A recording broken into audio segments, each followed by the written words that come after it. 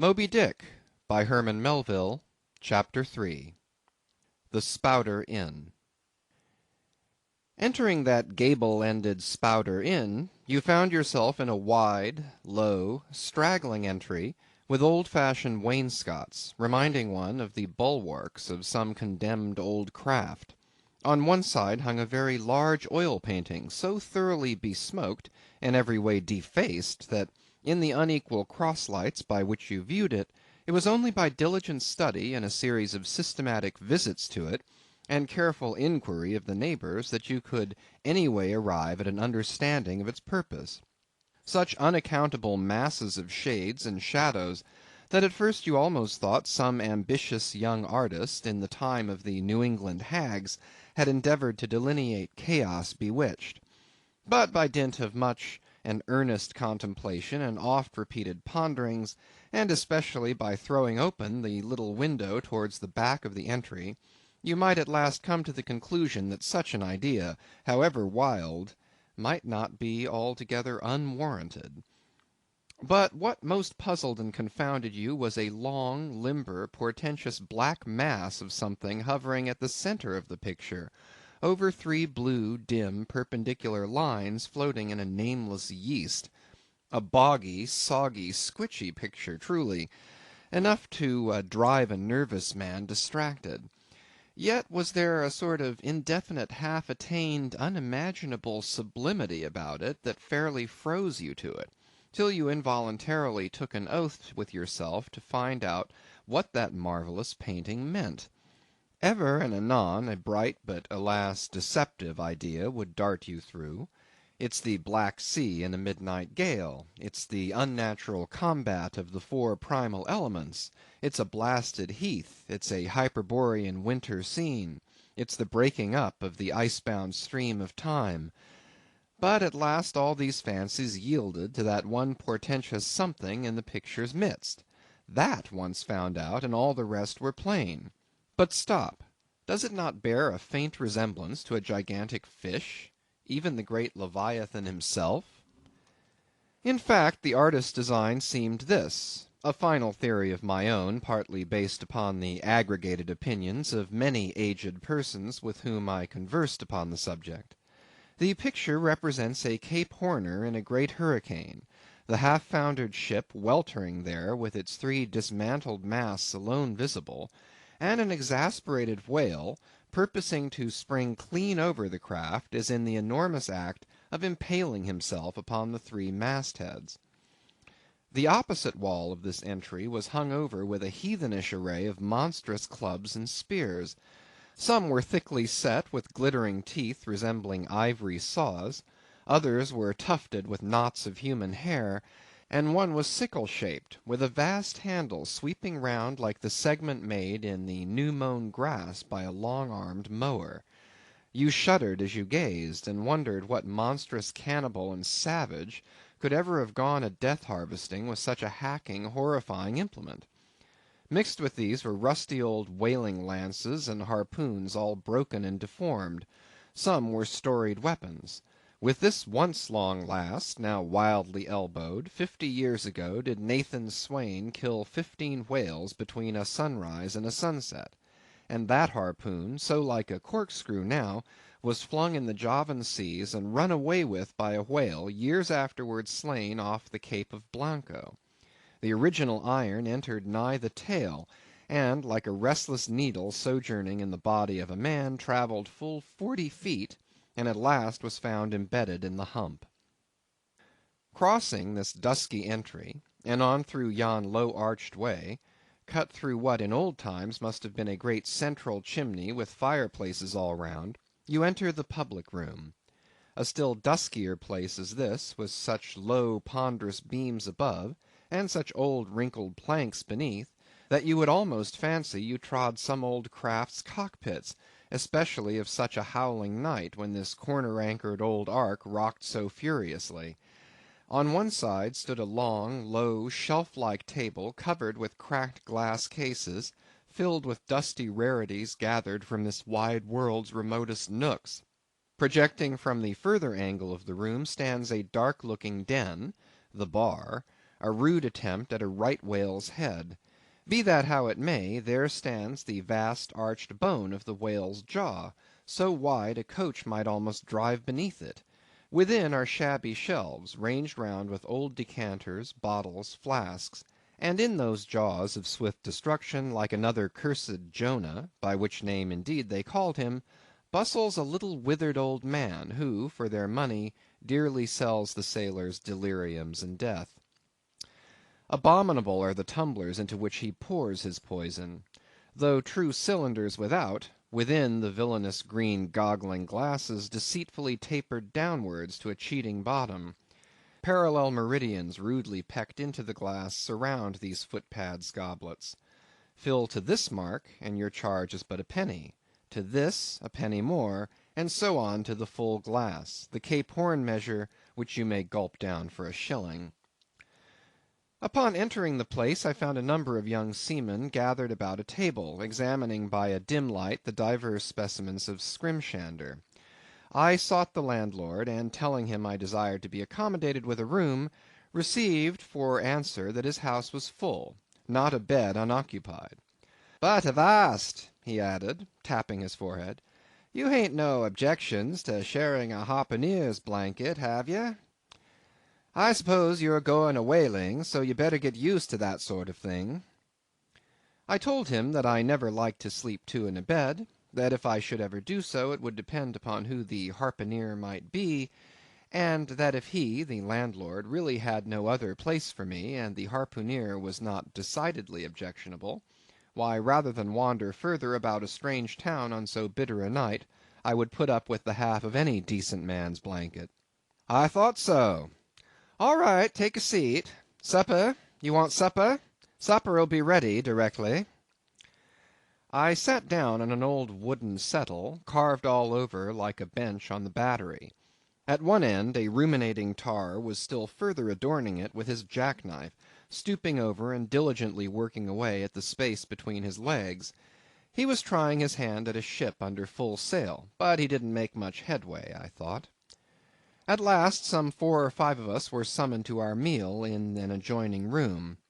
It was cold as Iceland, no fire at all; the landlord said he couldn't afford it.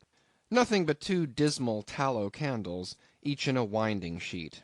We were fain to button up our monkey jackets, and hold to our lips cups of scalding tea with our half frozen fingers. But the fare was of the most substantial kind; not only meat and potatoes, but dumplings, good heavens! Dumplings for supper. One young fellow in a green box coat addressed himself to these dumplings in a most direful manner. "My boy," said the landlord, "you'll have the nightmare to a dead certainty." "Landlord," I whispered, "that ain't the harpooneer, is it?" "Oh no," said he, looking sort of diabolically funny. "The harpooneer is a dark complexioned chap. He never eats dumplings, he don't; he eats nothing but steaks, and he likes 'em rare." "The devil he does," says I. "Where is that harpooneer? Is he here?" "He'll be here 'fore long," was the answer. I could not help it, but I began to feel suspicious of this dark complexioned harpooneer. At any rate, I made up my mind that if it so turned out that we should sleep together, he must undress and get into bed before I did. Supper over, the company went back to the bar room, when, knowing not what else to do with myself, I resolved to spend the rest of the evening as a looker on. Presently a rioting noise was heard without. Starting up, the landlord cried, "That's the Grampus's crew. I seed her reported in the offing this morning. A 3 years' voyage, and a full ship. Hurrah, boys! Now we'll have the latest news from the Feejees." A tramping of sea boots was heard in the entry; the door was flung open, and in rolled a wild set of mariners enough. Enveloped in their shaggy watch coats, and with their heads muffled in woollen comforters, all bedarned and ragged, and their beards stiff with icicles, they seemed an eruption of bears from Labrador. They had just landed from their boat, and this was the first house they entered. No wonder, then, that they made a straight wake for the whale's mouth, the bar, when the wrinkled little old Jonah, there officiating, soon poured them out brimmers all round. One complained of a bad cold in his head, upon which Jonah mixed him a pitch like potion of gin and molasses, which he swore was a sovereign cure for all colds and catarrhs whatever, never mind of how long-standing, or whether caught off the coast of Labrador or on the weather side of an ice island. The liquor soon mounted into their heads, as it generally does even with the arrantest topers newly landed from sea, and they began capering about most obstreperously. I observed, however, that one of them held somewhat aloof, and though he seemed desirous not to spoil the hilarity of his shipmates by his own sober face, yet upon the whole he refrained from making as much noise as the rest. This man interested me at once, and since the sea gods had ordained that he should soon be my shipmate, though but a sleeping partner one so far as this narrative is concerned, I will here venture upon a little description of him. He stood a full 6 feet in height, with noble shoulders, and a chest like a coffer-dam. I have seldom seen such brawn in a man. His face was deeply brown and burnt, making his white teeth dazzling by the contrast, while in the deep shadows of his eyes floated some reminiscences that did not seem to give him much joy. His voice at once announced that he was a Southerner, and from his fine stature I thought he must be one of those tall mountaineers from the Alleghanian Ridge in Virginia. When the revelry of his companions had mounted to its height, this man slipped away unobserved, and I saw no more of him till he became my comrade on the sea. In a few minutes, however, he was missed by his shipmates, and being, it seems, for some reason a huge favourite with them, they raised a cry of "Bulkington! Bulkington! Where's Bulkington?" and darted out of the house in pursuit of him.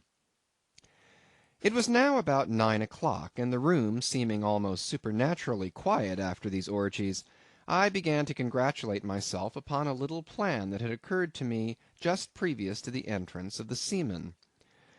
No man prefers to sleep two in a bed. In fact, you would a good deal rather not sleep with your own brother. I don't know how it is, but people like to be private when they are sleeping. And when it comes to sleeping with an unknown stranger, in a strange inn, in a strange town, and that stranger a harpooneer, then your objections indefinitely multiply. Nor was there any earthly reason why I, as a sailor, should sleep two in a bed more than anybody else, for sailors no more sleep two in a bed at sea than bachelor kings do ashore. To be sure, they all sleep together in one apartment, but you have your own hammock, and cover yourself with your own blanket, and sleep in your own skin. The more I pondered over this harpooneer, the more I abominated the thought of sleeping with him. It was fair to presume that being a harpooneer, his linen or woolen, as the case might be, would not be of the tidiest, certainly none of the finest. I began to twitch all over. Besides, it was getting late, and my decent harpooneer ought to be home and going bedwards. Suppose now he should tumble in upon me at midnight. How could I tell from what vile hole he had been coming? "Landlord, I've changed my mind about that harpooneer. I shan't sleep with him. I'll try the bench here." "Just as you please. I'm sorry I can't spare ye a tablecloth for the mattress, and it's a plaguey rough board here," feeling of the knots and notches. "But wait a bit, Scrimshanda. I've got a carpenter's plane there in the bar. Wait, I say, and I'll make ye snug enough." So saying, he procured the plane, and with his old silk handkerchief first dusting the bench, vigorously set to planing away at my bed, the while grinning like an ape. The shavings flew right and left, till at last the plane iron came bump against an indestructible knot. The landlord was near spraining his wrist, and I told him for heaven's sake to quit. The bed was soft enough to suit me, and I did not know how all the planing in the world could make eider down of a pine plank. So gathering up the shavings with another grin, and throwing them into the great stove in the middle of the room, he went about his business, and left me in a brown study. I now took the measure of the bench, and found that it was a foot too short, but that could be mended with a chair. But it was a foot too narrow, and the other bench in the room was about 4 inches higher than the planed one, so there was no yoking them. I then placed the first bench lengthwise along the only clear space against the wall, leaving a little interval between for my back to settle down in. But I soon found that there came such a draught of cold air over me from under the sill of the window that this plan would never do at all, especially as another current from the rickety door met the one from the window, and both together formed a series of small whirlwinds in the immediate vicinity of the spot where I had thought to spend the night. The devil fetch that harpooneer, thought I. But stop, couldn't I steal a march on him, bolt his door inside, and jump into his bed, not to be wakened by the most violent knockings? It seemed no bad idea, but upon second thoughts I dismissed it. For who could tell but what the next morning, so soon as I popped out of the room, the harpooneer might be standing in the entry, all ready to knock me down? Still, looking round me again, and seeing no possible chance of spending a sufferable night unless in some other person's bed, I began to think that after all I might be cherishing unwarrantable prejudices against this unknown harpooneer. Thinks I, I'll wait a while. He must be dropping in before long. I'll have a good look at him then, and perhaps we may become jolly good bedfellows after all. There's no telling. But though the other boarders kept coming in by ones, twos, and threes, and going to bed, yet no sign of my harpooneer. "Landlord," said I, "what sort of chap is he? Does he always keep such late hours?" It was now hard upon 12 o'clock. The landlord chuckled again with his lean chuckle, and seemed to be mightily tickled at something beyond my comprehension. "No," he answered, "generally he's an early bird, early to bed and early to rise. Yes, he's the bird what catches the worm. But to-night he went out a-peddling, you see, and I don't see what on earth keeps him so late, unless, maybe, he can't sell his head."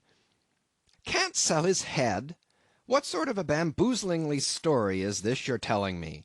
getting into a towering rage.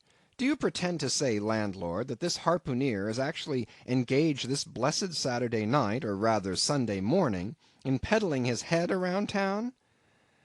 "That's precisely it," said the landlord, "and I told him he couldn't sell it here, the market's overstocked." "With what?" shouted I. "With heads, to be sure. Ain't there too many heads in the world?"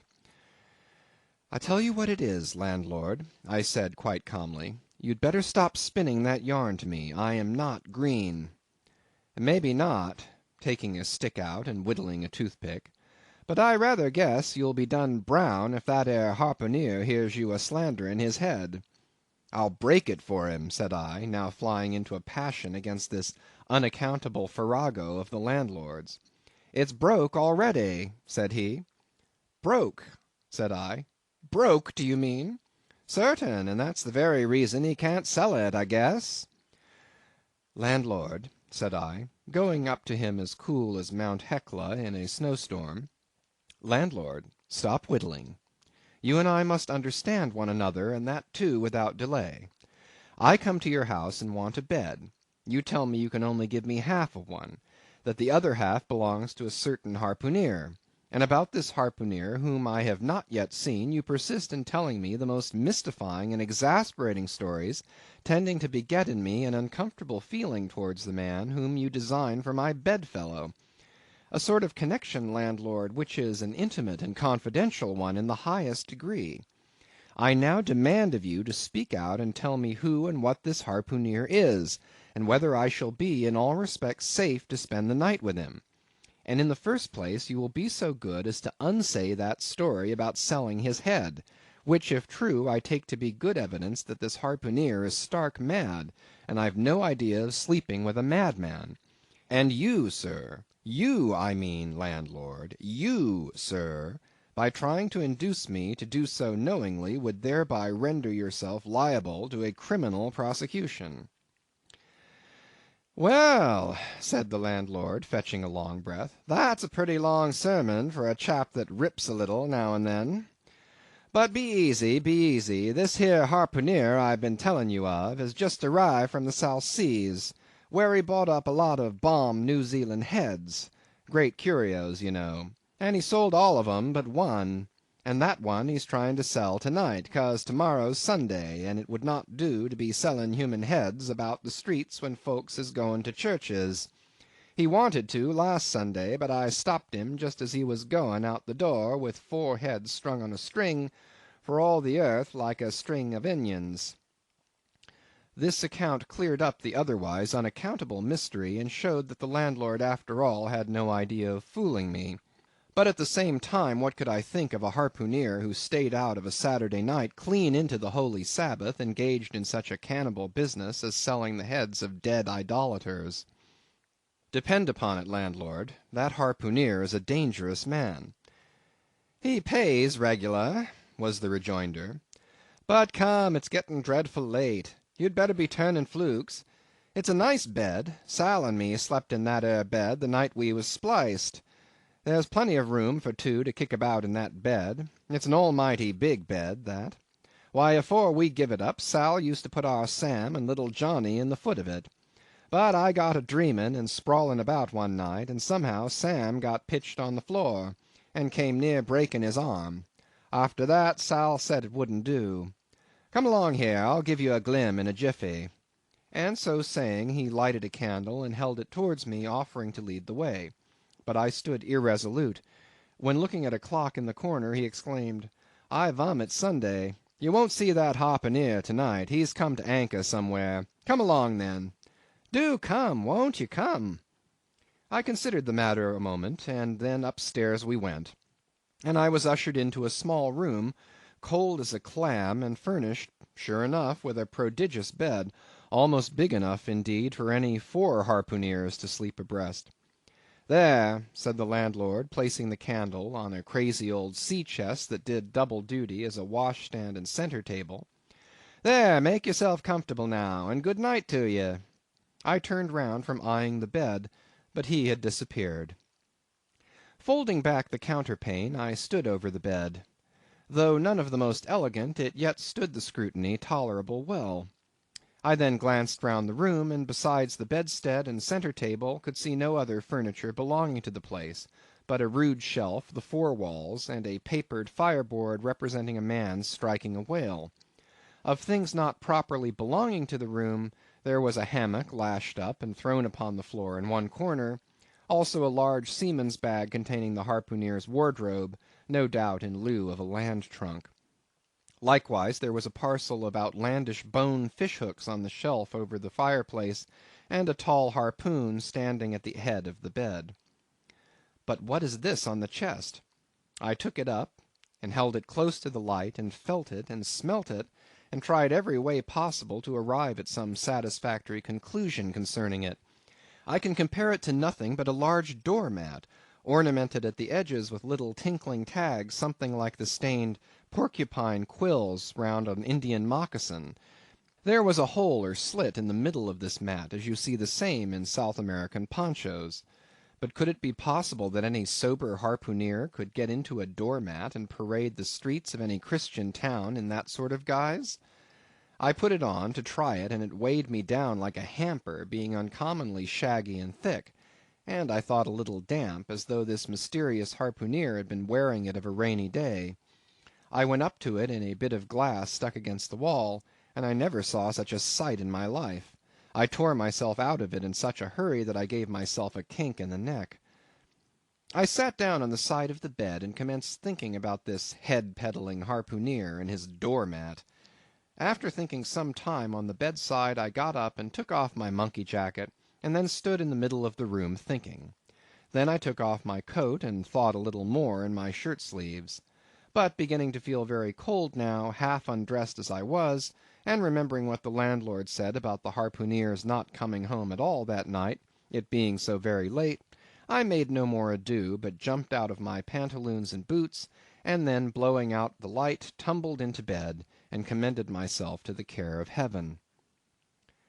Whether that mattress was stuffed with corn-cobs or broken crockery, there is no telling, but I rolled about a good deal, and could not sleep for a long time. At last I slid off into a light doze, and had pretty nearly made a good offing towards the land of Nod, when I heard a heavy footfall in the passage, and saw a glimmer of light come into the room from under the door. Lord save me, thinks I, that must be the harpooneer, the infernal head-peddler. But I lay perfectly still, and resolved not to say a word till spoken to. Holding a light in one hand, and that identical New Zealand head in the other, the stranger entered the room, and without looking towards the bed, placed his candle a good way off from me on the floor in one corner, and then began working away at the knotted cords of the large bag I before spoke of as being in the room. I was all eagerness to see his face, but he kept it averted for some time while employed in unlacing the bag's mouth. This accomplished, however, he turned round, when, good heavens, what a sight! Such a face! It was of a dark purplish yellow colour, here and there stuck over with large blackish looking squares. Yes, it's just as I thought, he's a terrible bedfellow. He's been in a fight, got dreadfully cut, and here he is just from the surgeon. But at that moment he chanced to turn his face so towards the light that I plainly saw they could not be sticking plasters at all, those black squares on his cheeks. They were stains of some sort or other. At first I knew not what to make of this, but soon an inkling of the truth occurred to me. I remembered a story of a white man, a whaleman too, who falling among the cannibals had been tattooed by them. I concluded that this harpooneer in the course of his distant voyages must have met with a similar adventure. And what is it, thought I, after all? It's only his outside. A man can be honest in any sort of skin. But then what to make of his unearthly complexion? That part of it, I mean, lying round about and completely independent of the squares of tattooing. To be sure, it might be nothing but a good coat of tropical tanning, but I never heard of a hot sun tanning a white man into a purplish yellow one. However, I had never been in the South Seas, and perhaps the sun there produced these extraordinary effects upon the skin. Now, while all these ideas were passing through me like lightning, this harpooneer never noticed me at all. But after some difficulty, having opened his bag, he commenced fumbling in it, and presently pulled out a sort of a tomahawk, and a sealskin wallet with the hair on. Putting these on the old chest in the middle of the room, he then took the New Zealand head, a ghastly thing enough, and crammed it down into the bag. He now took off his hat, a new beaver hat, when I came nigh singing out with fresh surprise. There was no hair on his head, none to speak of at least, nothing but a small scalp knot twisted upon his forehead. His bald purplish head now looked for all the world like a mildewed skull.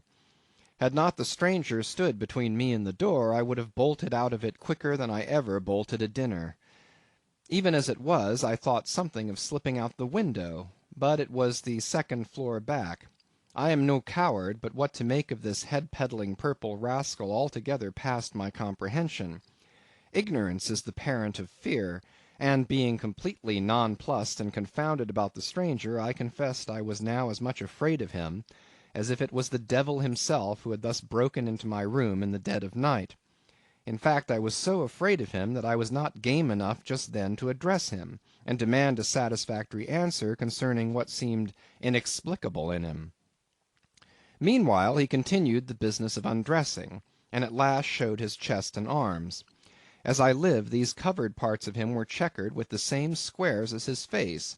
His back, too, was all over the same dark squares. He seemed to have been in a 30 years' war, and just escaped from it with a sticking-plaster shirt. Still more, his very legs were marked as if a parcel of dark green frogs were running up the trunks of young palms. It was now quite plain that he must be some abominable savage or other shipped aboard of a whaleman in the South Seas, and so landed in this Christian country. I quaked to think of it. A peddler of heads, too; perhaps the heads of his own brothers. He might take a fancy to mine. Heavens, look at that tomahawk! But there was no time for shuddering, for now the savage went about something that completely fascinated my attention, and convinced me that he must indeed be a heathen. Going to his heavy grego, or rapall, or dreadnought, which he had previously hung on a chair, he fumbled in the pockets, and produced at length a curious little deformed image, with a hunch on its back, and exactly the colour of a 3 days-old Congo baby. Remembering the embalmed head, at first I almost thought that this black manikin was a real baby preserved in some similar manner; but seeing that it was not at all limber, and that it glistened a good deal like polished ebony, I concluded that it must be nothing but a wooden idol, which indeed it proved to be. For now the savage goes up to the empty fireplace, and removing the papered fireboard, sets up this little hunchbacked image like a tenpin between the andirons. The chimney jambs and all the bricks inside were very sooty, so that I thought this fireplace made a very appropriate little shrine or chapel for his Congo idol. I now screwed my eyes hard toward the half-hidden image, feeling but ill at ease, meantime, to see what was next to follow. First, he takes about a double handful of shavings out of his grego pocket, and places them carefully before the idol. Then, laying a bit of ship biscuit on top, and applying the flame from the lamp, he kindled the shavings into a sacrificial blaze. Presently, after many hasty snatches into the fire, and still hastier withdrawals of his fingers, whereby he seemed to be scorching them badly, he at last succeeded in drawing out the biscuit, then blowing off the heat and ashes a little, he made a polite offer of it to the little negro. But the little devil did not seem to fancy such dry sort of fare at all. He never moved his lips. All these strange antics were accompanied by still stranger guttural noises from the devotee, who seemed to be praying in a sing-song, or else singing some pagan psalmody or other, during which his face twitched about in the most unnatural manner. At last, extinguishing the fire, he took his idol up very unceremoniously, and bagged it again in his grego pocket as carelessly as if he were a sportsman bagging a dead woodcock. All these queer proceedings increased my uncomfortableness, and seeing him now exhibiting strong symptoms of concluding his business operations and jumping into bed with me, I thought it was high time, now or never, before the light was put out, to break the spell in which I had so long been bound. But the interval I spent in deliberating what to say was a fatal one. Taking his tomahawk from the table, he examined the head of it for an instant, and then holding it to the light, with his mouth at the handle, he puffed out great clouds of tobacco smoke. The next moment the light was extinguished, and this wild cannibal, tomahawk between his teeth, sprang into bed with me. I sang out, I could not help it now, and giving a sudden grunt of astonishment, he began feeling me.